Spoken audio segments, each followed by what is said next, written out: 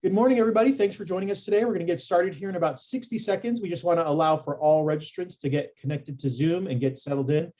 You will be able to see our screen and our speakers. There might be a little bit of silence, but don't worry, you are in the right place. We'll get started shortly.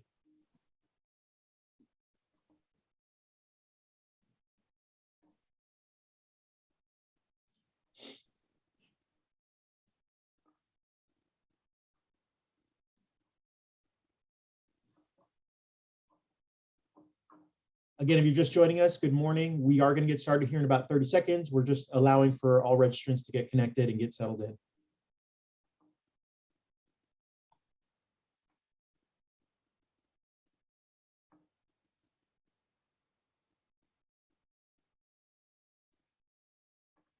All right, we'll give it about 10 more seconds.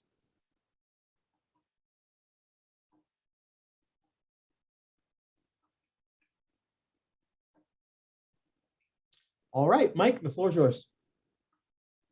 Thanks, Leo. Good morning and welcome to our Breaking Benefits session on long-term care for large employers. As an FYI, this session is being recorded. My name is Mike Albert, the Director of Business Development for NFP's Executive Benefits Practice, and I will be the moderator for today's call. Our featured panelists today are Steve Kane and Fred Hill, who each have over 20 years of experience in the long-term care space. Steve runs NFP's long-term care practice, and Fred runs NFP's supplemental executive benefits practice. Please feel free to put questions in the chat or Q&A functions, and they will be answered at the end of our presentation. So Fred and Steve, welcome. Thanks for joining us this morning. Thanks for having me. Thanks, Mike. Just wanted to kind of kick off today's call with a question posed to both of you, because long-term care has been a bit of an interesting market for the last few years. Why now? Why is long-term care becoming front and center again after kind of, a 10+ year, awkward period in the market? Yeah, I would say, a few different things. Number one, I'd say COVID, right? That's the elephant in the room. We thought we were going to be past it by now. We hope to be, but we're still in the midst of it. I live in Los Angeles, and, just a few weeks ago, we were like this close to having another mask mandate. So I think that was like the situation where everybody can relate to an unexpected healthcare event. Now, most of us, when we think about long-term care, it's something years and years away, and it's hard to think about. But what COVID did was it enabled all of us to be impacted in some way. And so we can imagine if there was an unexpected healthcare event. I think that's one of the big reasons. Another big reason is personal experience. That's why now. I'm dealing with my 82-year-old mom that lives a mile away. And I got to tell you that even with the home healthcare aides, it's consuming. It's hard. There are times where I have to politely drop off a Zoom like this and go do a status check on mom or deal with something. So I think, combination of those two things. I also think, and Fred, you could talk about this, all the financial wellness education that's going on out there, kind of long-term care planning fits into that. So I think those are a few of the reasons why we're seeing more and more employers expressed interest.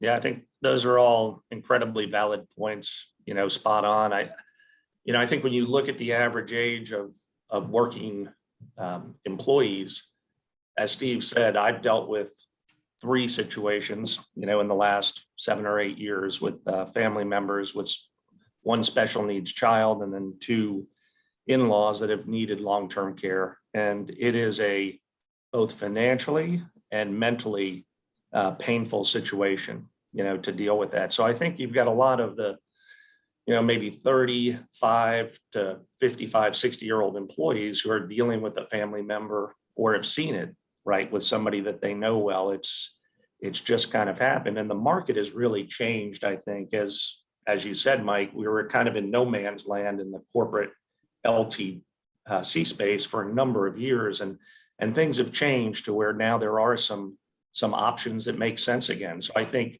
the combination of those 2 things and legislation that we've seen, coming up has gotten people to focus on long-term care for the first time, maybe in several years. Yeah, makes sense. So, to dive into the material, Fred, I'll hand it over to you now, and we'll start talking about the need for long-term care and a quick marketplace update.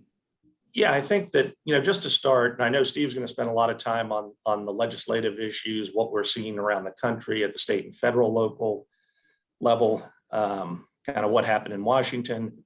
But I think that it's important maybe to take a step back and look at, why is this such a hot topic, what Mike just asked. And we talked about some of those issues, but I think you still have to go back, regardless of legislation, to the incredible likelihood, number one, that people are going to have an event where they're going to have a long-term care need, 1 in 2 people turning 65.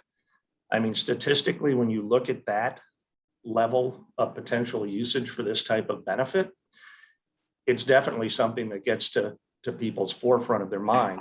And then when you look at also the financial impact and some of the costs involved, people realize pretty quickly that, 20 years of retirement savings, 30 years of retirement savings was never taking into account the need to have $50,000 or $100,000 of out-of-pocket expenses for a long-term care event.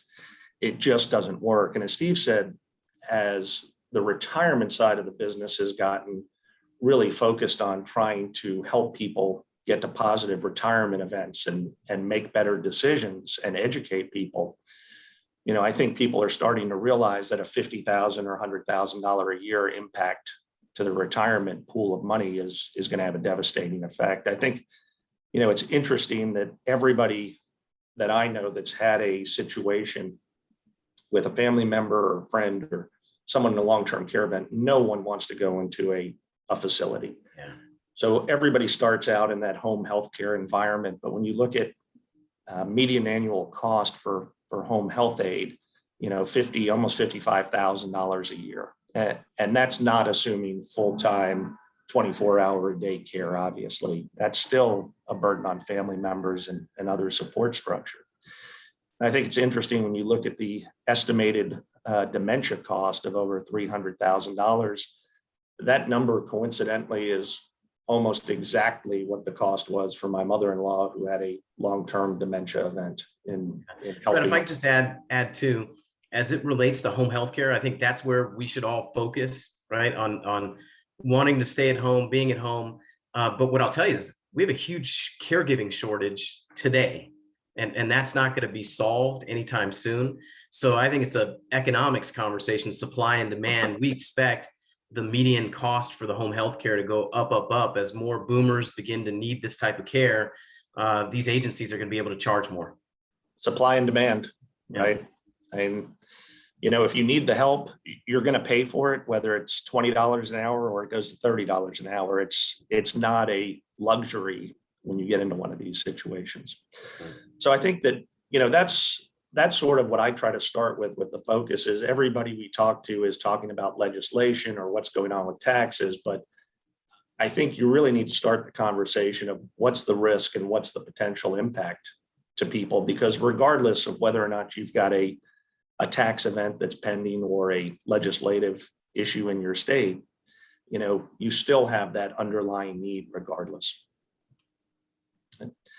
And, if we jump into kind of the Washington State Trust Act and sort of what happened that really, I think, got everyone focused on this. I mean, a year ago, we were, in full blown trying to support clients and relationships that were coming to us. And I mean, I know Steve probably didn't sleep for 6 months at the end of last year, right? Of people just saying, hey, our employees want a solution. They don't want to have to pay this tax because, the tax has gotten their attention, right?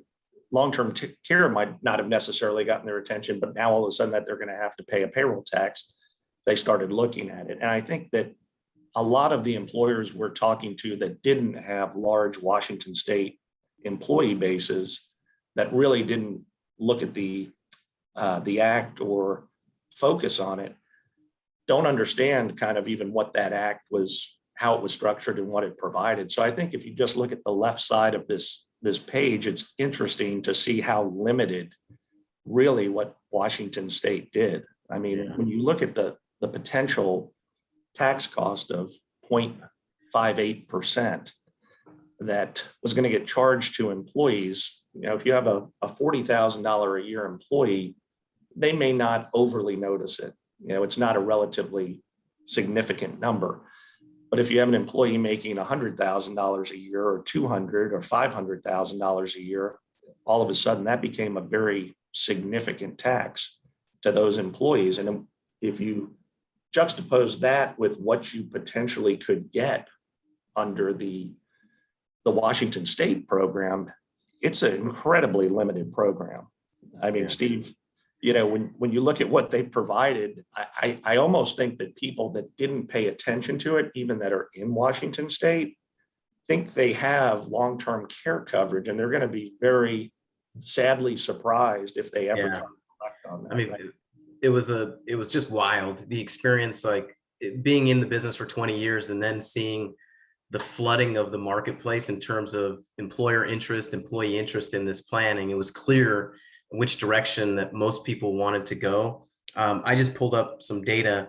The industry, forget about NFP and just us, but the industry sales tripled in 2021. And these worksite companies saw 9 times the amount of worksite sales that they normally see.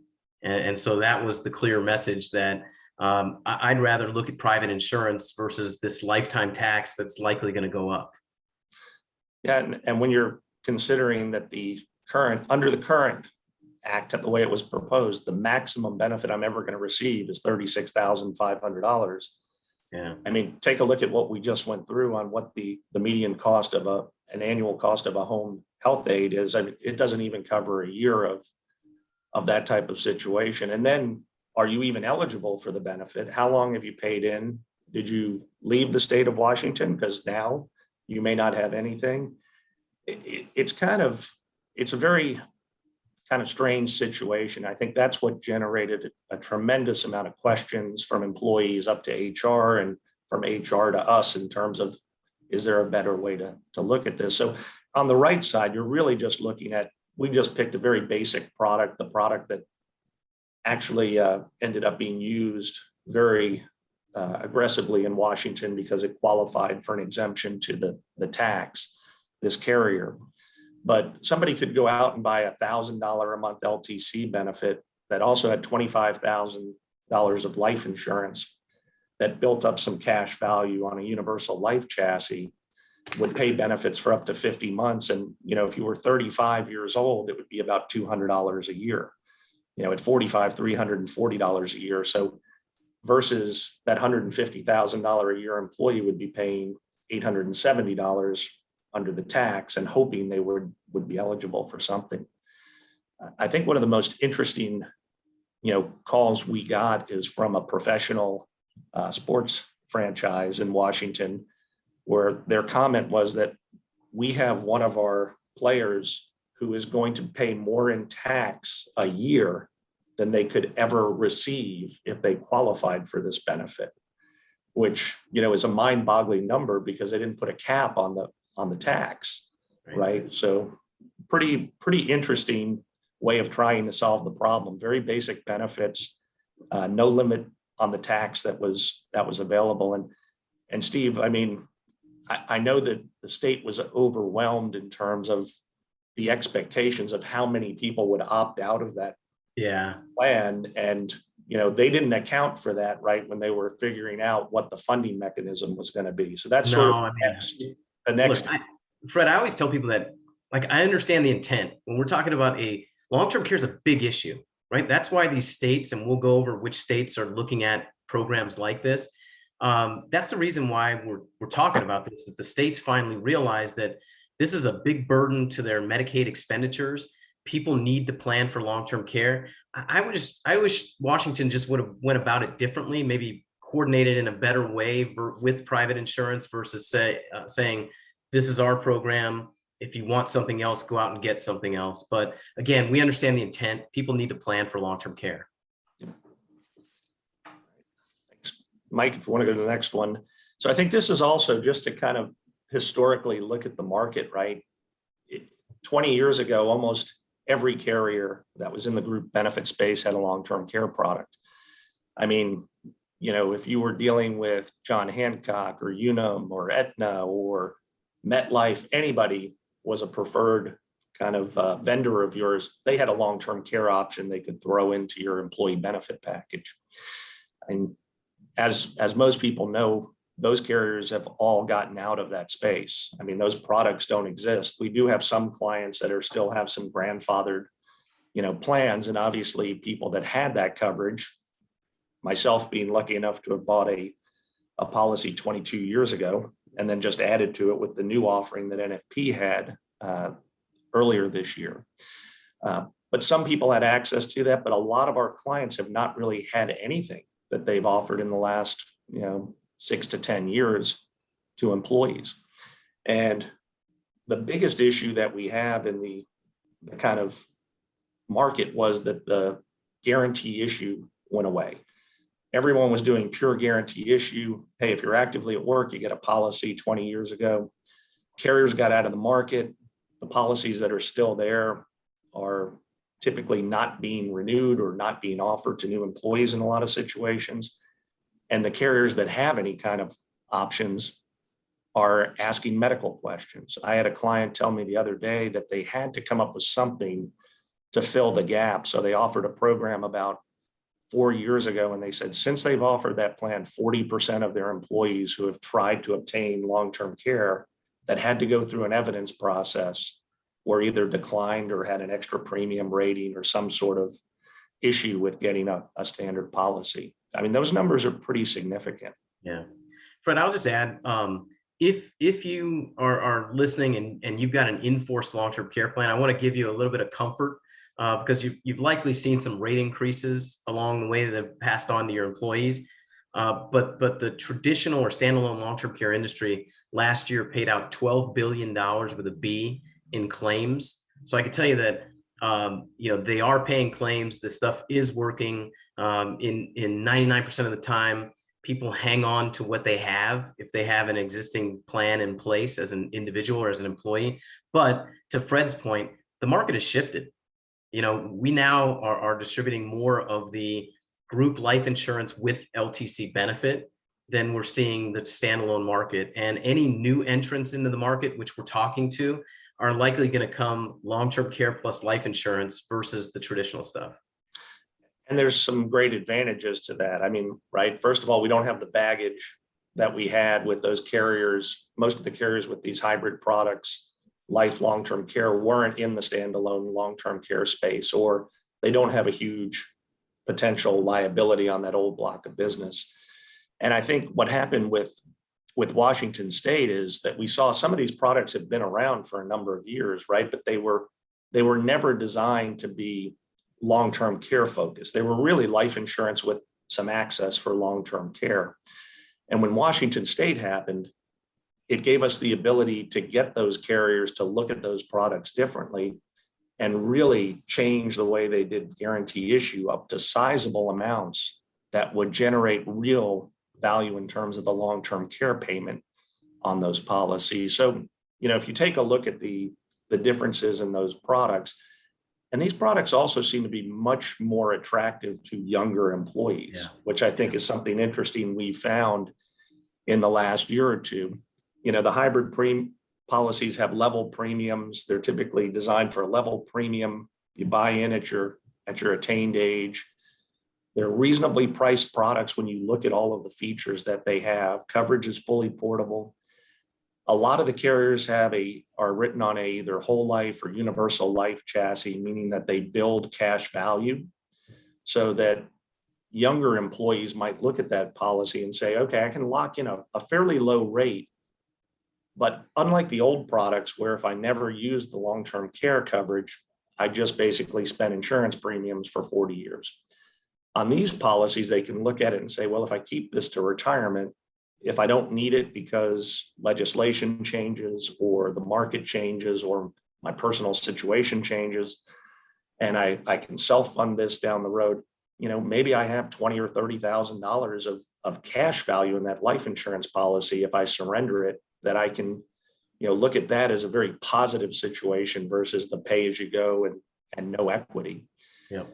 And then I think the other thing that, they look at is for that 35, 40-year-old employee, they actually like the idea of getting additional portable life insurance that they can take with them if they leave. Usually that's the age that these employees are more focused on death benefits for kids or other expenses that they have, and maybe less focused on the LTC problem they're going to have down the road potentially when they get older. But these products kind of help them look at them in totality several different ways. And we found that our participation at those younger ages is far better with these products than they ever were on standalone LTC. Would you agree with that, Steve? I totally agree. I mean, and also what the advent of these combination policies has done is two things. Number one, it allows people to get over that psychological hurdle, right? When I'm looking at traditional long-term care and maybe I'll need it, maybe I won't, maybe I'll use this benefit, maybe I won't. Much easier when there's a dual purpose policy where I know win, lose, or draw, I'm going to get some benefit out of this policy, whether it's death benefit going to my beneficiaries or a defined long-term care benefit that I can access. The other thing that it's done for us as consultants is it's enabled Fred and I to serve more of you, where before we would get a census file and the demographics had to be pristine. It had to be white collar, it had to be the right industries. And these hybrid or combination life and long-term care plans enable us to go out more broadly. And so we're able to serve many different industries, whereas with traditional, we're kind of narrow in who we can support. Yep, absolutely. And the other thing I'd ask you, Steve, is, I mean, we talk about standalone, right? So in a lot of states, if you want to go outside of your employer and try to obtain an individual policy, I mean, in some states, you really have almost no options in the individual market, right? There's a few options, but Fred, you hit it before. It's hard to get this stuff. Yep. You know, the declination rates, now it's paying out a significant benefit, you know, per premium dollar, but it's just tough to get. We found that the underwriters over time have learned more and they've got tighter. We're finding about an industry average, about 25% decline rate. And so that's why a guarantee issue plan is so attractive to employers and employees. Yep, I agree. And I guess that leads kind of right into why would you want to sponsor this type of program for your employees as a benefits professional? I think, you know, we just talked about better underwriting. I mean, the ability for people to get this coverage if they're actively at work on a guarantee issue basis is significant. And the amounts of coverage that we're able to get for employers on a guarantee issue basis has gotten significant. You know, it's depending on the size of the group, right? Depending on the industry, carriers are going to look at some of those factors, but it's not unusual to get $150,000 of life insurance on a guarantee issue basis, which equates to 4% of that a month, or $6,000 a month of long-term care benefits, with absolutely not even having to go to a simplified issue and some limited questions process. If it's a larger employer, you know, a lot of carriers will go higher than that, maybe 200,000 or 8,000 a month. But, you know, those kind of levels of benefit 2 years ago in this market weren't really available, or 3 years ago. So you're able to get your employees the opportunity to purchase coverage that they may not be able to obtain on their own, and get it on a medically underwritten basis they could never obtain on their own, and do that on a guarantee issue basis where you don't have the potential blowback of 25 or 30% of your employees coming to HR saying, hey, thanks for offering that, but I wasn't approved. With these products, you don't have to worry about that. You know, you're also looking at typically less expensive rates than if they were able to go out. And again, depending on states and where people live and what products may or may not even be available, you know, the rates available on these products are aggressively priced rates. They're very reasonable for people, and they can pick and choose their benefit levels. So I think that's the other piece, is what we really find is the experience that NFP has in the long-term care space, you know, and LTCI and Steve's focus on this business for 20 plus years, and us focusing with our clients on it. The ability that we have to use our enrollment administration communication process, the call center that has been built, we can really educate people on helping them make good decisions in terms of what they should be doing to protect against long-term care. And I think that is a huge missing part in the long-term care space. A lot of people buy something, but they don't really understand what they buy. If it's put on a self-serve benefit admin platform, and you give people 3 options, half the time they pick the middle option because it's the middle option, and really not getting that level of kind of consulting advice and expertise that we can provide with the experts that we have in this space. So just to talk 2 minutes about some of the resources and kind of a little bit about our admin platform and what we've built out before Steve gets into really details of what we're seeing legislatively and kind of, you know, what's going on in certain states and at the federal level. But really, we've taken our supplemental and executive benefits platform that we built over the last 30 plus years, and we've leveraged kind of the long-term care products from a communication and enrollment and education standpoint and an administrative standpoint to outsource that administration on these plans for our clients. And when you look at NFP's, you know, footprint in the long-term care space, it's dramatic. Over 500,000 policies administered, you know, between the supplemental executive and LTC space. You know, dozens of Fortune 1000 companies, 24 Fortune 100 companies we work with, a lot of the largest law firms in the country's university and health systems. And really our kind of value proposition is that we are able to provide a unique outsource of these plans to the clients we work with. And a lot of that goes back to really the back office resources that we have with the licensed salaried call center professionals that can really kind of help employees on an individual basis make good decisions. You know, the fact that we're dealing with more than 500 employer sponsored LTC plans is obviously a significant number. When we look at our web-based communications, the ability to enroll people telephonically, you know, or do it with a screen sharing assistance over the phone, you know, we think it provides a very unique resource for employees to help them make good, educated decisions on these products.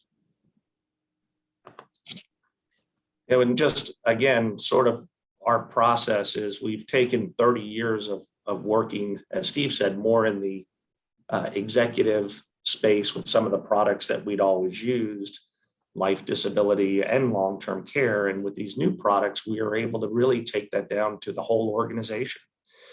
So, you know, they're getting that same level of service that we built out for kind of that white glove communication process for the companies that we're working with, and, you know, have just made that available on a much broader scale to the companies we're working with. And, you know, it's created I think a great opportunity for the clients we work with, for their employees, and for us to kind of partner together to come up with a real solution to help people, you know, fix a problem that most of them are starting to realize at some point they're going to have. And I'll turn it over to Steve, kind of for you to run with the legislative piece of this. Sure. And I promise I won't. I always tell people I'm a long-term care nerd when I describe what I do. I promise I won't geek out too much as it relates to in the weeds of this stuff, but Fred, it's changed me. Like my kid stopped me last week and I was watching C-SPAN instead of SportsCenter, you know, so I really dove in and invested in this legislative side of long-term care. Reason being, as Fred mentioned, we're market movers.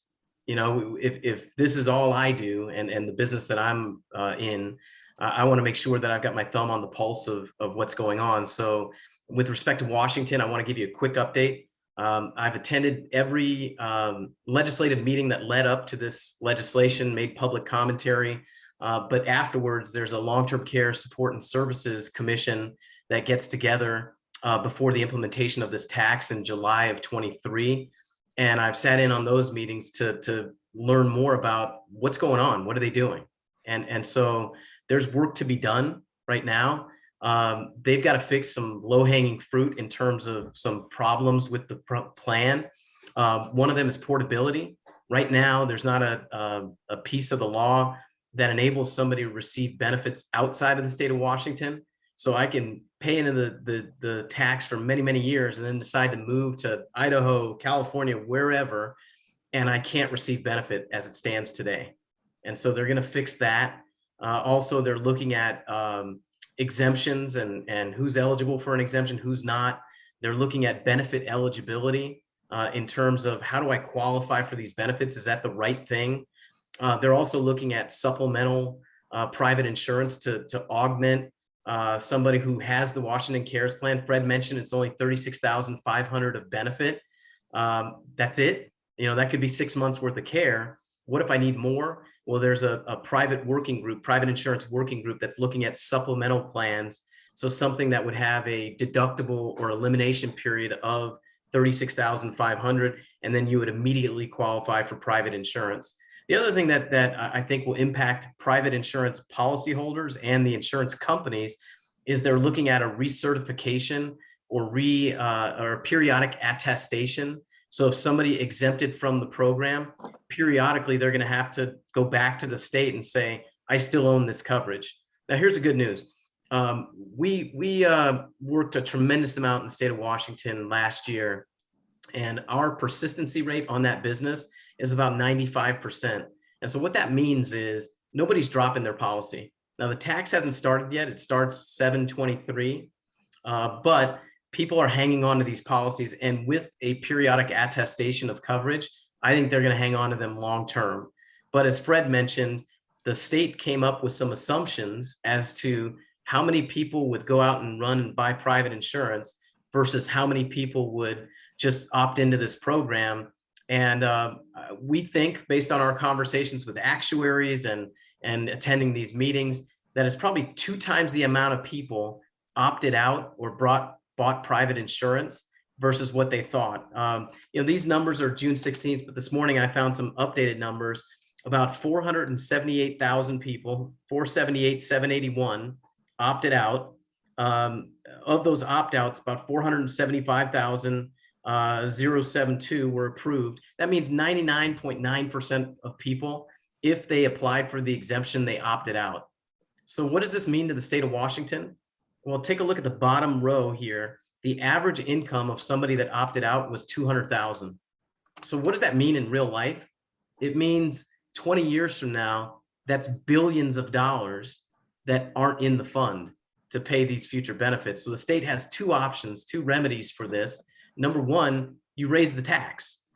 And there's, as crazy as it sounds, there's already discussions about raising the tax even before the tax collection starts.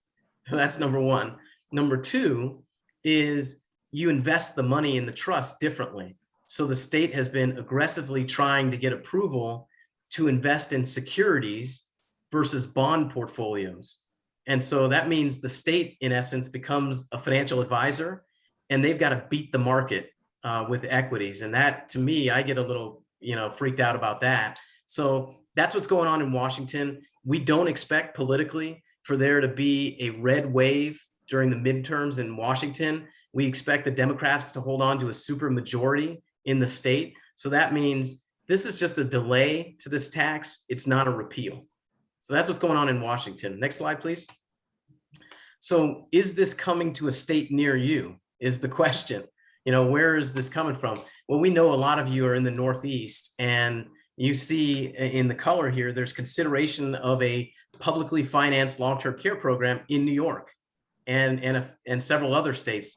Where I live in California, and a lot of large employers who have employees in the Northeast have employees in California as well. So, this is just a map of what's going on out there. As I mentioned before, states are looking at this, red or blue, because long-term care is a big deal to their budgets, to their state budgets. This could bankrupt a state based on the Medicaid expenditures.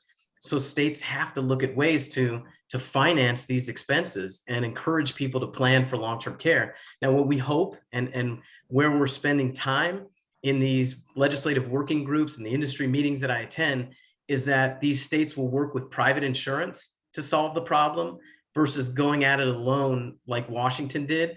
But my trigger point for when it gets serious is when legislation is actually presented or proposed, and that's what happened in New York, and I'll get to that in a minute, or these states spends money. And what does that mean? It means they go out and hire an actuarial consultant to do a feasibility study for a program. And right now we've seen that happen in Michigan and in Minnesota, and that tells me those are probably two states that are more serious than others. There could be states that say, well, that sounds interesting. We're going to track California, but until they spend money, until they create a task force or do a feasibility study, we don't think it's that serious. So we'll keep everybody abreast of what's going on. But right now, I think the two states that are furthest along are New York and California. Next slide. All right, so what's going on in my wacky state of California? I love it here, but the politics sometimes are nuts. I've attended 16 legislative meetings, task force meetings. I've made public commentary at all of them. I'm talking to task force members, and I'm still blown away by some of the stuff that's going on. The governor put together a long-term care task force.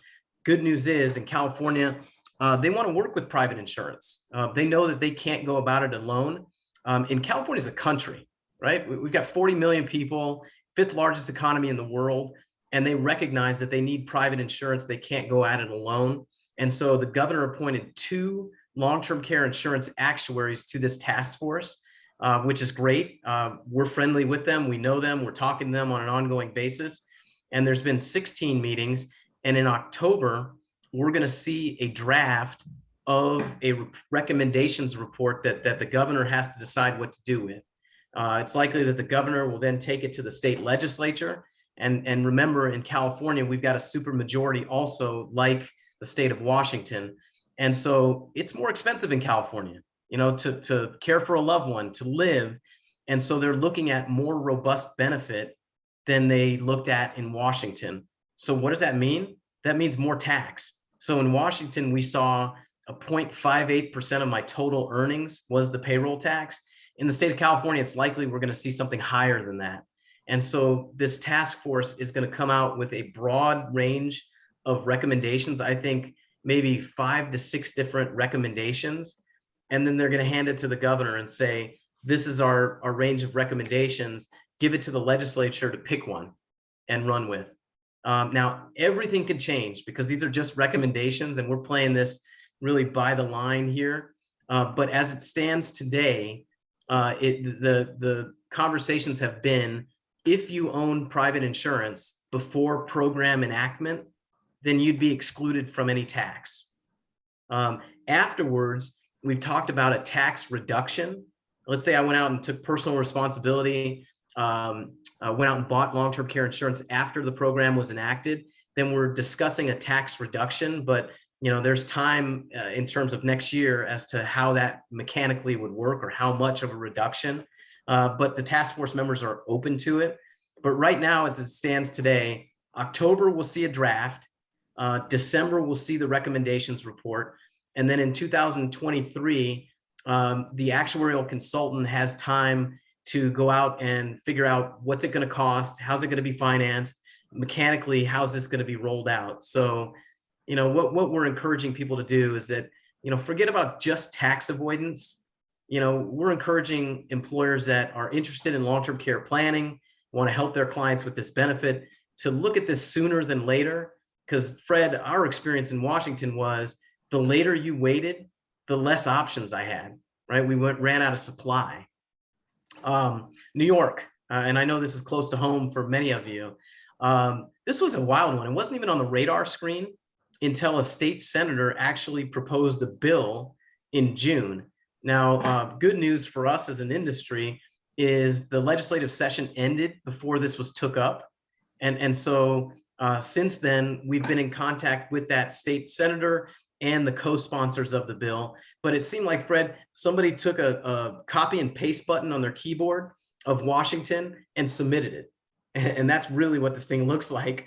And so we're optimistic that we're going to be able to influence that legislation and make it look more like the California stuff that we're talking about, or clearly go in there and educate those state senators as to what the problems are with Washington's plan and why they delayed it. So what's happening between now and when the legislative session comes back in 23 is we're having conversations with these state senators.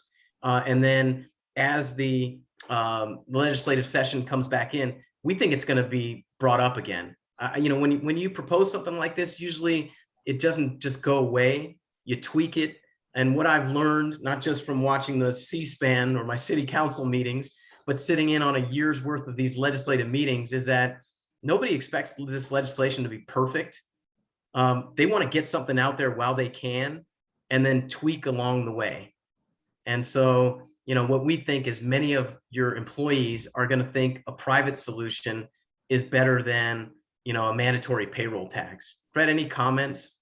Yeah, Steve, I mean, I think the one thing I would say, if I'm sitting on these boards or groups at one of these states, I'm looking at 478,000 opt-outs in Washington state with an average income close to 200,000. If I'm doing the math right, that's like $1,100 of lost tax revenue a year per person that opted out.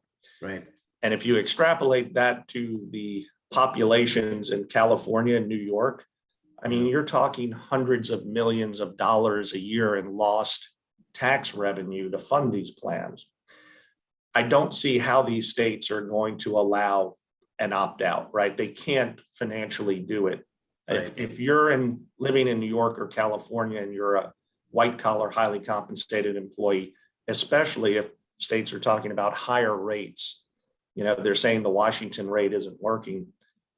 I don't see how it'll work. So I think it's going to be important for clients to get ahead of any of this legislation, because once it happens, it's probably going to be too late. Yeah, and I'll tell you what, if New York or California move, so do other states. They're the market movers. And one thing that I keep on reminding people when I share what's going on in California, I provide my detailed report, and they say, that's nuts. That would never happen. When California already has the highest income taxes in the country, you're going to tell me you're going to throw another one on there? I politely remind them that we didn't nominate Joe Biden for president. We nominated Bernie Sanders. And so it's an incredibly liberal state, as are the majority of these task force members. So it's been an interesting ride. But I'll tell you what it's done is it's put the focus on long-term care planning. And that I'm happy about. I don't know if this is going to see the light of day, either one. But what I do know is that these states are looking for ways to shore up their Medicaid expenditures, and they want people to plan for long-term care. Next slide. I'm not going to spend much time on this on the federal level. Man, things don't move on the federal level, right? We know the state of Washington, D.C. these days. We're so polarized as a country. But one thing that's going to sneak in, we feel very confident about, is something called the Long-Term Care Affordability Act. It's likely going to be approved before the end of the year as part of Secure 2.0, which is a retirement bill. And what this will do is it will eliminate a 10% penalty if I went into my 401k to pay for long-term care. So no 10% penalty. Right now, if I'm younger than 59 and a half, I pay a 10% penalty. And personally, I did it. I was a dummy. We had a care event with my father-in-law, and we weren't liquid to the tune of an extra $6,000 a month. And I went into my 401k and I paid a state and federal capital gains tax. And it cost me $24,000 just to get liquid to pay for the care event. So what this is going to do is eliminate that 10% penalty. What they are going to do is tax you on the money that you take out of the 401k. So I'm not sure how big of a deal this is going to be. But again, you're going to see a little bit of federal long-term care legislation pass before the end of the year. Next slide. Wow, I went through that fast. We wanted to make sure we left time for Q&A. Yeah, that was great. Thanks, guys. That was awesome. I'd like to remind all participants joining our call that if they have any questions at this time, they can plug them into the chat function or the Q&A function at the bottom of their screen.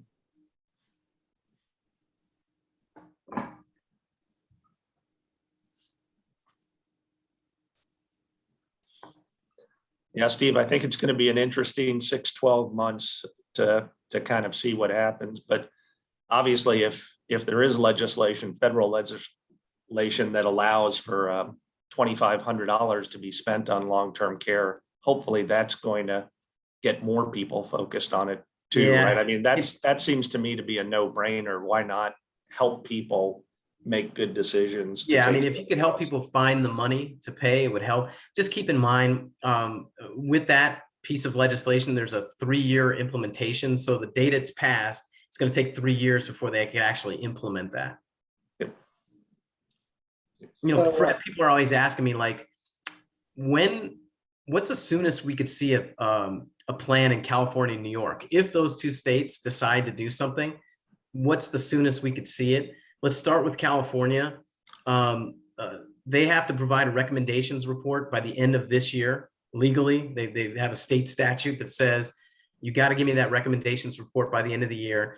And then they gave the actuarial consultant all of 23 to do the actuarial consulting work and the implementation work.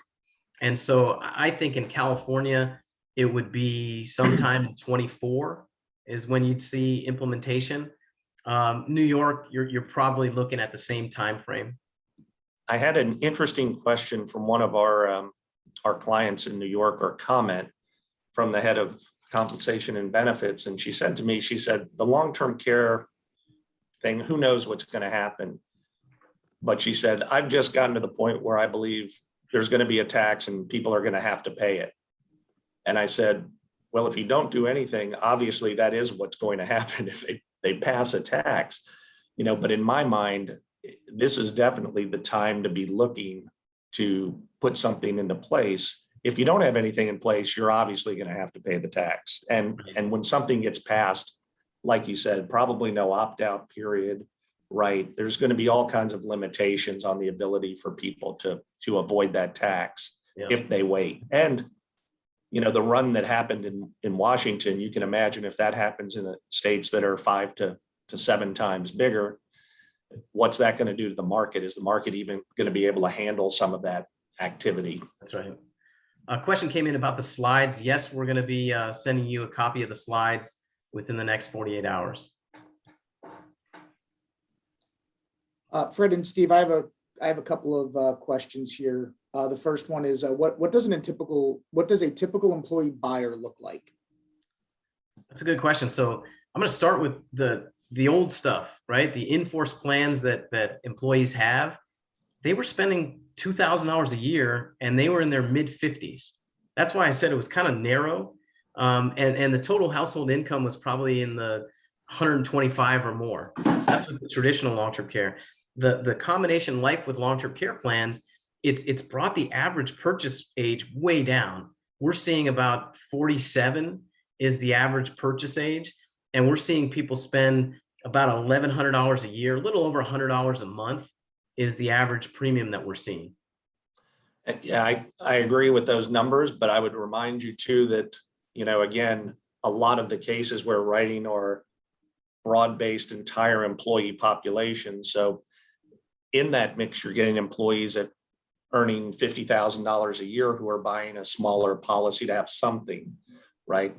And you're not, some of the old plans we did were more targeted, as Steve said, towards the higher earners and more of the white collars that had more disposable income.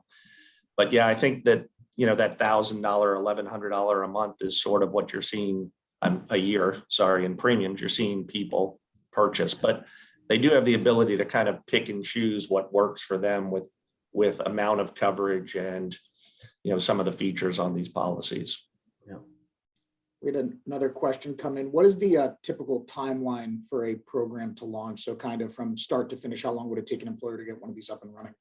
Yeah, I mean, first I'll start with like, you got to do it off cycle first, right? That's the secret sauce for this. It's got to, you know, most people don't understand what long-term care is. And at first, there's a lot of myths and misconceptions about Medicare, about I'm not going to need it, you name it. So a robust educational program is required with this plan. Also, this is not a type of coverage where you're annually getting an open enrollment period. And so there has to be a focus on the education during that initial. So Fred, would you say like, you know, probably 3 months plus? Yeah, we're finalizing enrollments right now that are happening at the end of the year. So that are happening in November and December. And I think a lot of it comes down to the client and working with them. I mean, we've built out our process that's been approved by the carriers we work with. So as long as you're allowing us to use our web-based platform, our communication strategy, and there are not major changes to those kind of communications, we can move pretty quickly. But I would say 90 days is kind of a good rule of thumb. Typically 90 days is not a problem. Quicker than that, depending on the flexibility of the client, we've done them quicker, but we love to start with a 90-day kind of time frame in mind. Yeah, and 90 days really encompasses, customers telling us yes, building out the communication strategy, probably a 2 or 3 week open enrollment, 2 payroll deductions right at the end of the 90 days. Negotiating with the carriers, Mhm. making sure we've got the best fit for their population and the best offers in the marketplace. So all of those steps take a little bit of time. Right. Another question here. Why wouldn't an employer want to offer a Ooh, program? I like this one. Fred and I have been doing this together for a long time, and we don't get kicked out of meetings, right? We're nice guys, but beyond that, there's a lot of head nodding, and employers, conceptually understand protecting their employees' retirement income, their lifestyles, helping somebody plan for long-term care. That makes a lot of sense. But realistically, why don't employers do it? Just timing. I think, what are their priorities from a benefit standpoint? I had one recently where we had a great discussion, great meeting, but they're implementing a new Ben admin system. So this is not the right time to do this. Now, afterwards, fine, let's do that. So it depends on where it fits in on the priority list. But I mean, we've got cases that we start a conversation a year or two ago, and now the client's ready. Yep, I'd agree. And I'd say that it all comes down to the client's priorities. Do they have a major HRIS change? They're in the middle of probably not a great time to get them to focus on anything else, right? Until they get that done. But what we've tried to build is the ability, as Steve said, we do these off cycle, and we really focus on taking all of that enrollment and administration process out of kind of what they're used to having to do on their own. So when you look at it from a commitment of the client we're working with, there really isn't much commitment from them other than getting us the data we need, and typically getting the payroll, working with us, and us working with their payroll to get the payroll deductions set up. Yeah. And 99% of these plans are done on a payroll deduction basis. There is some flexibility in the very large jumbo accounts to maybe do direct bill, but I will tell you that we're not as excited. The carriers aren't as excited when we get to that level. And I did see a question come up too about participation rate. So the arrangements that we have with carriers in this space is there is no minimum participation rate.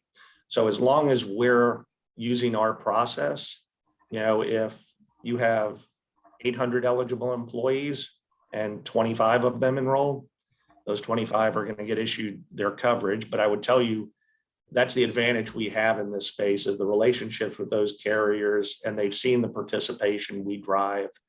And, they know that we're not going to be writing cases that are not going to perform from a participation standpoint. They know we're going to get a spread of risk the way we educate people, and they know they're going to see far better participation in the plans we're managing than ones we're not involved with. So that's why we tend to get a lot of flexibility with the carriers. Yeah. And what we're really shooting for is 100% awareness of this offering. We know we're not going to see 100% participation. It's not suitable for some of the population that you have. But as long as that everybody knows that there's this offering, then we typically have success with our carrier partners. Are there any considerations that an employer should have in mind when deciding to implement a program like this? I mean, aside from what we've already discussed, aside from the on-off cycle, I would just say what we've learned over the years is that the amount of touch points in terms of the email communication that goes out to their employee base matters. This is unlike other benefits where next year there's not an open enrollment with guarantee issue. And so that's why we've got to kind of subtly drip on folks from an email communication standpoint. The other thing I would say, if you're considering this, you really want to make sure you're working with someone that understands these products, because Steve and I have had this conversation in the last couple of weeks multiple times. The the lack of understanding of some of the products in this space, even by carrier level, senior regional people, to me is almost amazing. I mean, they don't understand the competitors' products. They don't understand their products in some situations. There's a lot of brokers in this space that really have no idea of the kind of nuances of the different products and the pricing models and how you might want to structure the plan. So, I mean, I think that's why, Steve and having him is such a huge part of kind of the NFP story, because we've done so much of this business for so many years and have such relationships with these carriers. I think we really know this market better than anyone out there. And that's where we really can add value to making sure you're making the best decision on product, carrier, plan design, for your employee base.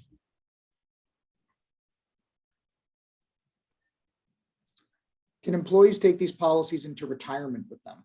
Absolutely. Yeah. At no penalty. Like that's the important part to remember. Same exact premium, same exact policy, 100% portability. Yep. Yeah, and that's really the reason for these policies, right? And then when I get back to some of the products in the market and how they work, and why I think we really understand these products at a different level, is our whole focus is using these products to solve the long-term care problem, and the life and the cash value and some of the other components are value added. But the last thing you want to do is have someone buy this for a long-term care event, retire from the company, have a long-term care event in their 80s, and the product doesn't work the way that it would have if they had used it for a long-term care event when they were 50. So, there are products that design, and the products we typically sell are designed to provide that same long-term care benefit for the life of the contract, because candidly, some people do use it pre-retirement, but the vast majority of people are not going to use long-term care until post-retirement situation. I mean, that's when it happens. Everybody gets sick later in life at some point. Yeah. Right. It looks like the questions are slowing down a little bit. I guess we'll give it just another 30 seconds or so. And then we'll wrap this up since we're getting to the top of the hour. I think we were right on time, Mike. Yeah.